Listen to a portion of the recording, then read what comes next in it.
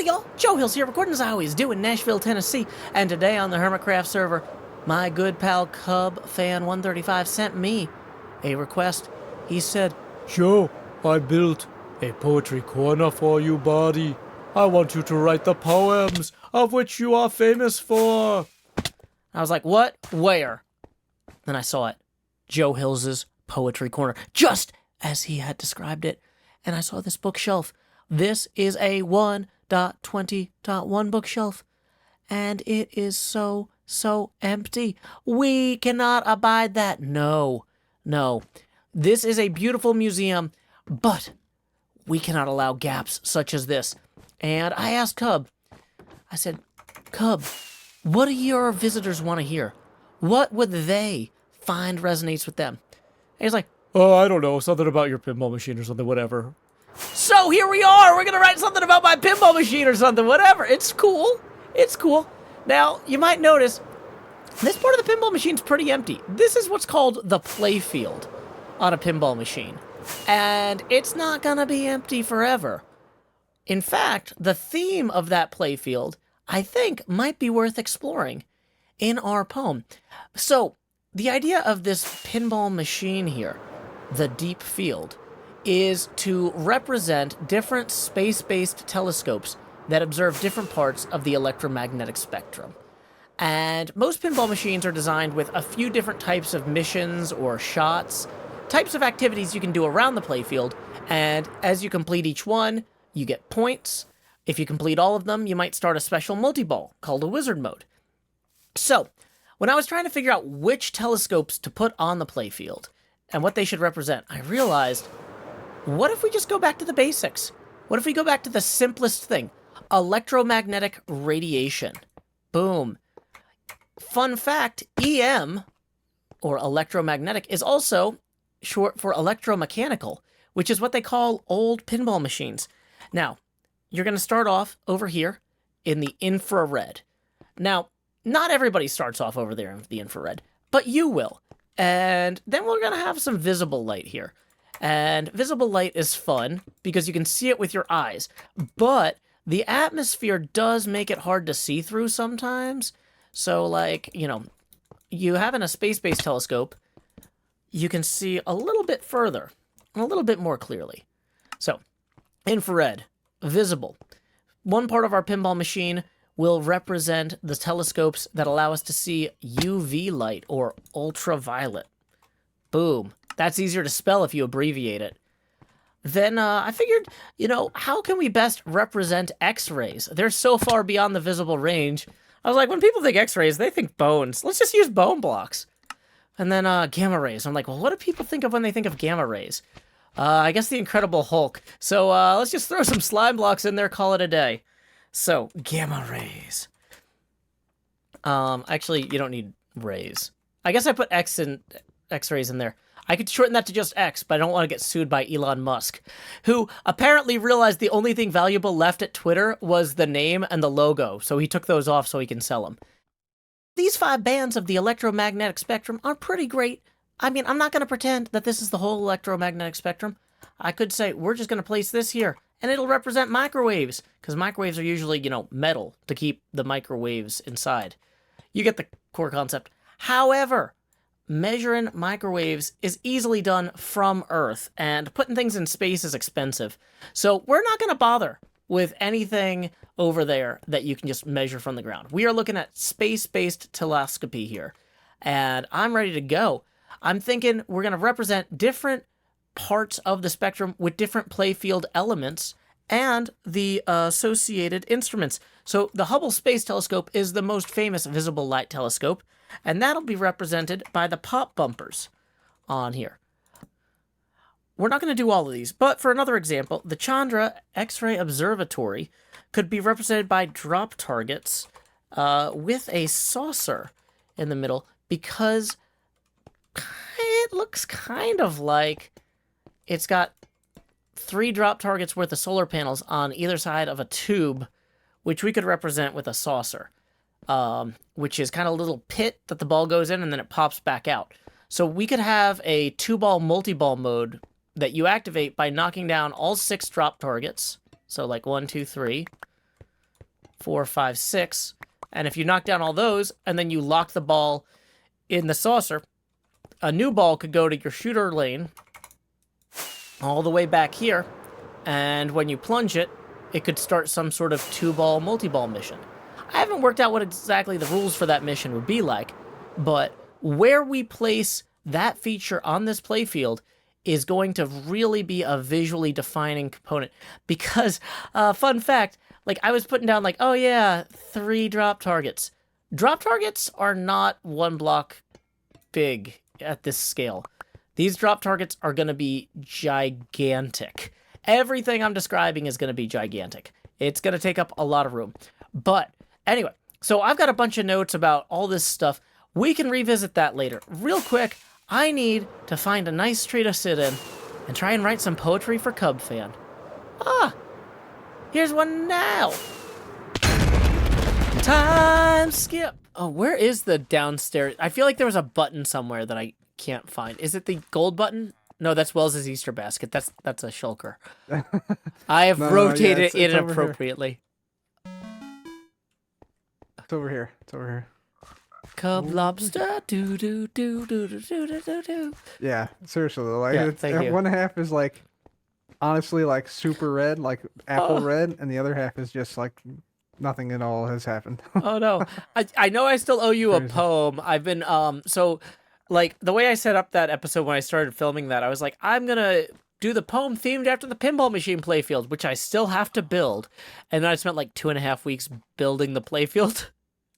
Oh yeah. That's cool. Yeah, so if you fly over there, it's not a spoiler. Feel free to show it. But like, yeah, I had to like really get that like calcified before I could come back and make it work as like a poetry prompt. Because I was like, I don't know what this is about yet.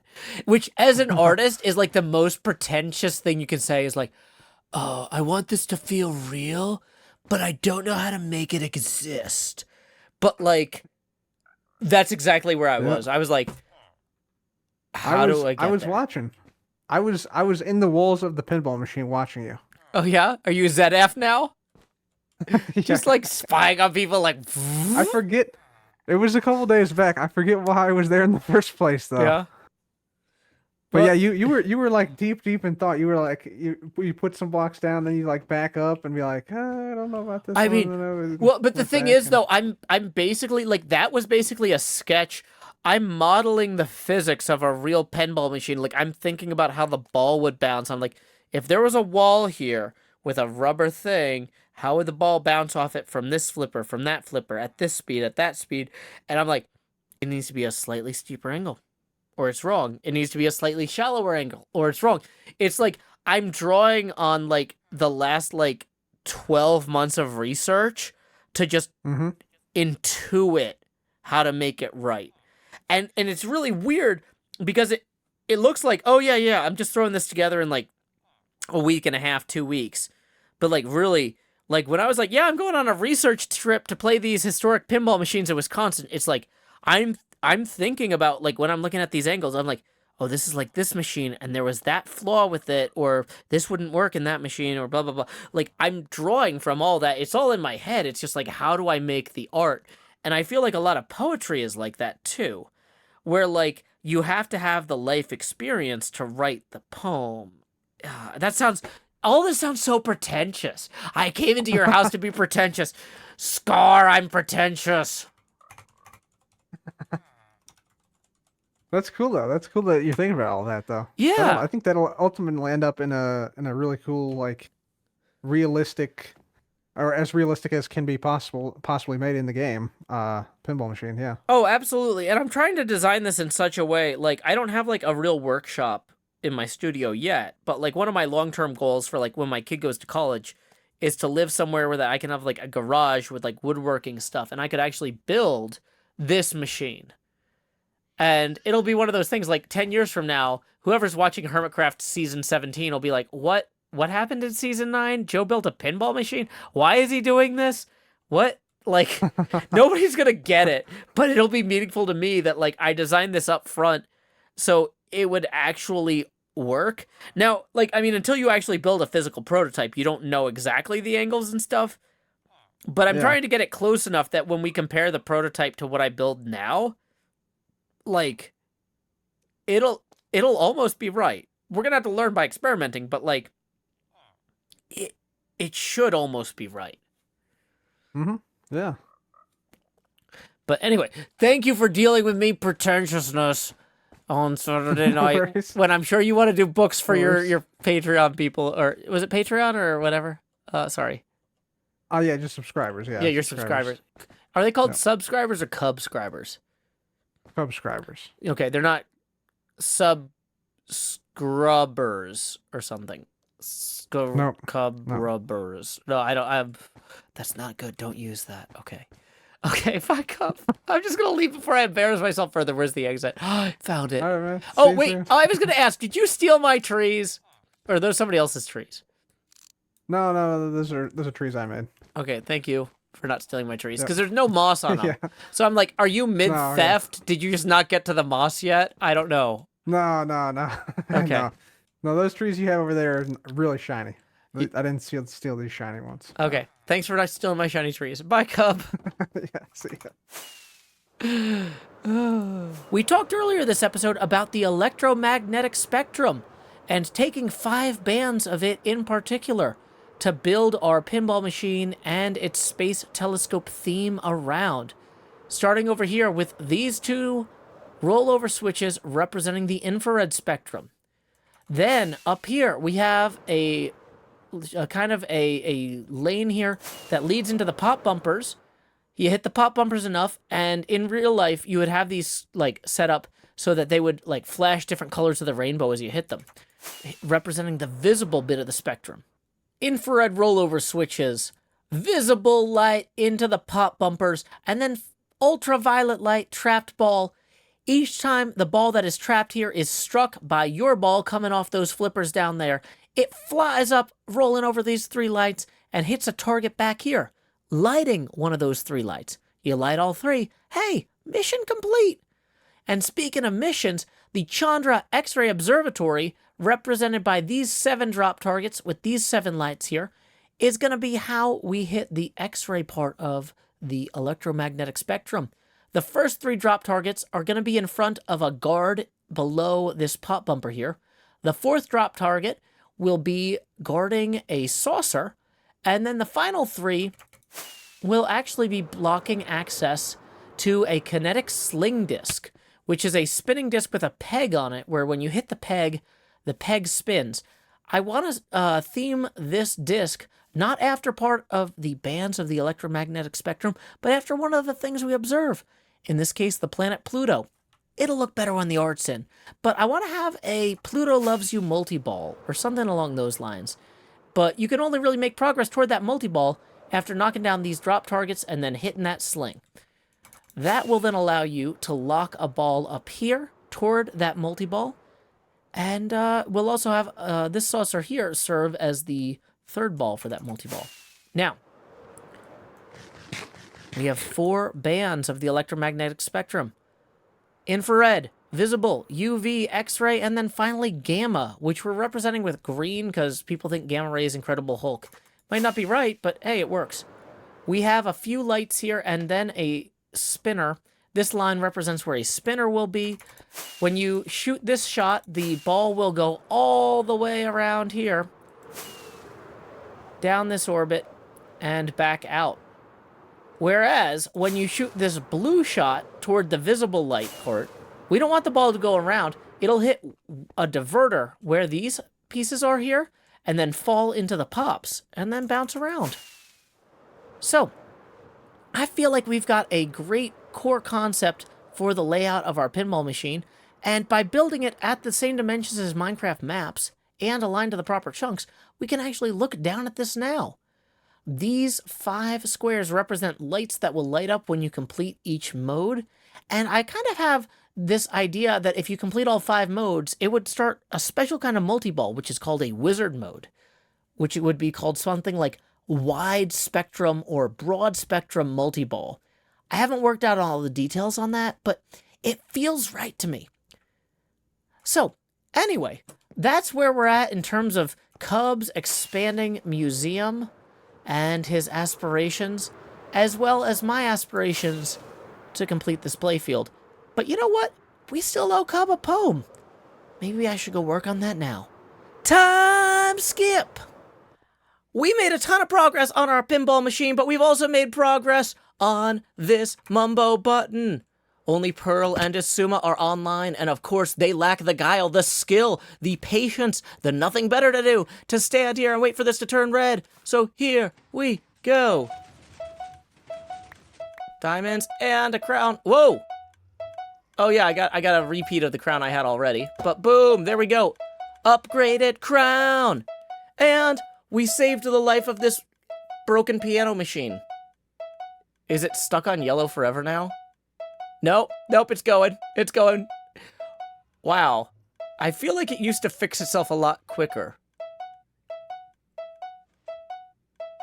Can we add some extra note blocks maybe? So it goes like, instead of just do-da, do-da, do-da, it could go da-da-da-da-da, la-da-da-da-da-da-da-da-da-da, da-da-da-da-da-da-da-da-da, ba-ba-da-da-da-da. Wow, it's still going. That was like the longest thing I could think of to sing. Like, I guess I got to do like da da da da da da da da da da da da da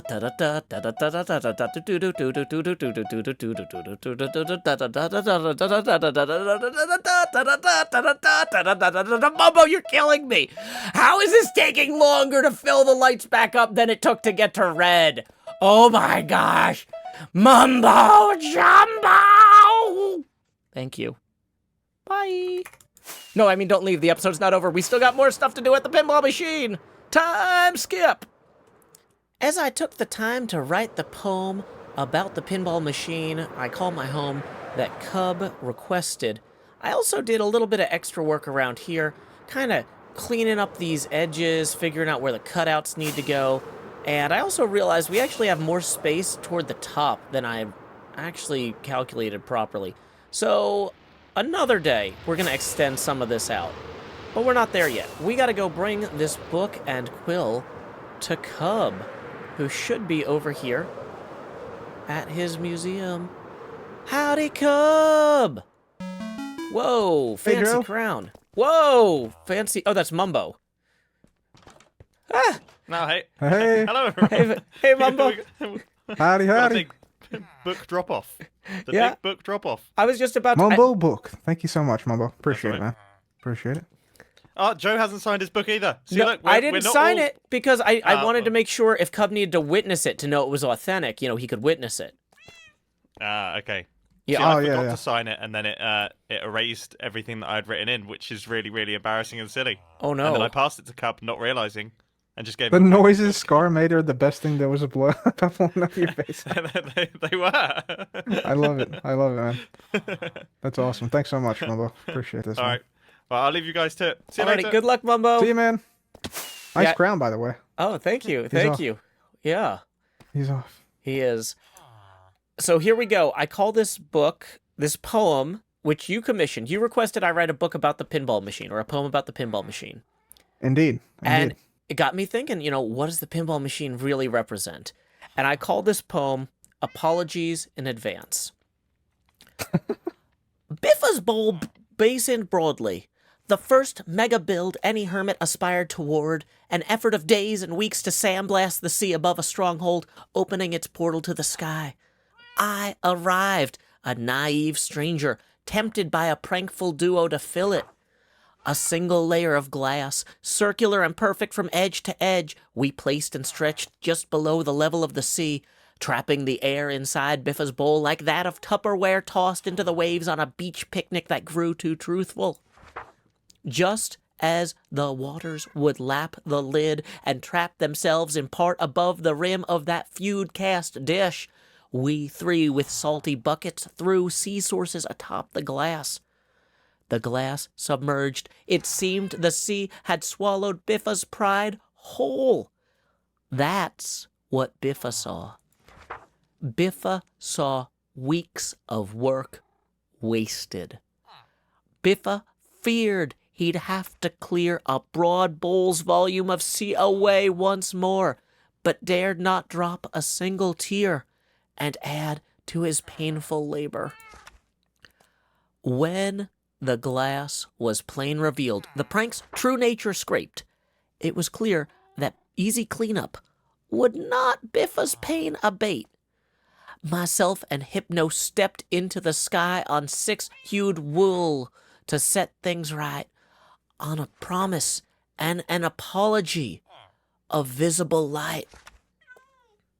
Biffa's bowl, sand rest and berainbowed, blown beyond its normal scale, grew further legendary.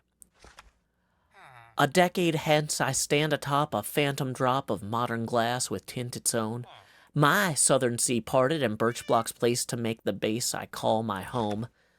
My cabinet rises from the sea today, its back box hinging to build height, as our rainbow once touched the low and sorry sky we knew when HermitCraft was a stranger and naive itself. Galaxies spin sideways, too slowly to detect at this distance. Inside, Playfield lights pulse past the visual. To the left of light, roll over the infrared. To the right of light, smash the ultraviolet, pierce the X-rays, and strike up the gamma band with a spin.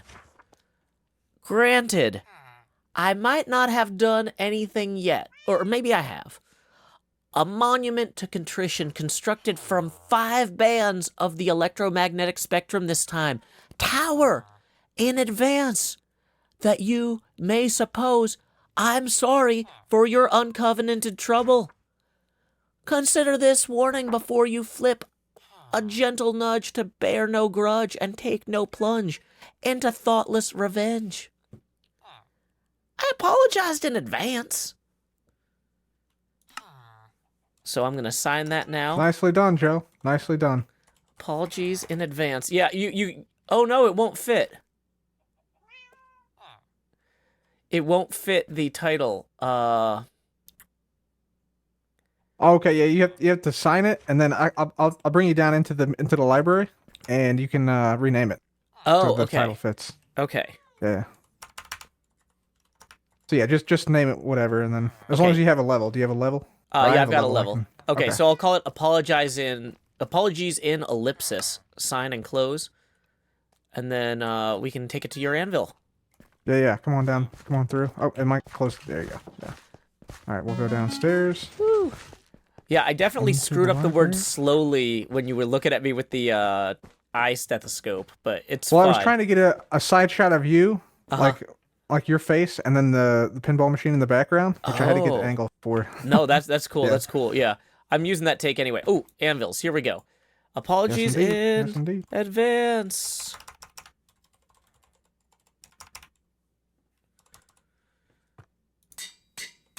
And then I'm going to copy this book. I'm going to give you the original, but I want to have a copy too. Perfect. Yeah, that works. Okay. So here you go, Cub, for your library. Cheers. Now, that's going to go over here, right? Yes, I'll have to move one of these other books out of here to like over here, and then yeah, this is gonna because I want it to be near where the sign is. Yeah, that makes Joe Hill's sense. Poetry Corner. Yeah. No, I want folks to be able to find it. Well, Cub, Yeah, thank absolutely. you for this prompt and this opportunity, and for your patience, as it took me a little longer than I expected to get that written. Oh, no worries. Appreciate the amazing poem, man. This is really, really cool. I think people will really like this, both in the episode and in the world download. And also thank you to Mumbo as well, who dropped off a book just now. So, yeah, thank you both for this amazing, amazing literary experience. Alrighty. Well, catch you later, Cub. All right, Joe. See you soon. Exit through the gift shop. At the beginning of this episode, we had neither any work on our playfield really done, nor any work on that poem expressing what this machine might fully represent. So thank you to Cub for being so encouraging there. But you know what? There's someone else we need to thank. You may have noticed that this episode was mid-roll ad-free. That's thanks to Monete. In lieu of that mid-roll ad, I will read a poem I call Apologies in Advance. Biffa's Bowl Basin. I'm just kidding. We already read that one. Y'all can skip back in the video if you want to hear it again. I'm not here to pad out my run time for the algorithm. No, no, no. It is folks like Monate and others who support the show via Patreon or tips during the streams that allow me to make a show optimized for you, not the algorithm. Let's lean into that. Embrace it warmly. Big hug, everybody, for, fighting the algorithm? Hugs for fighting! Yay! I don't know where I'm going with this. My brain is mush from writing that poem for 2 hours straight. But anyway, until next time, y'all, this is Joe Hills from Nashville, Tennessee. Keep adventuring.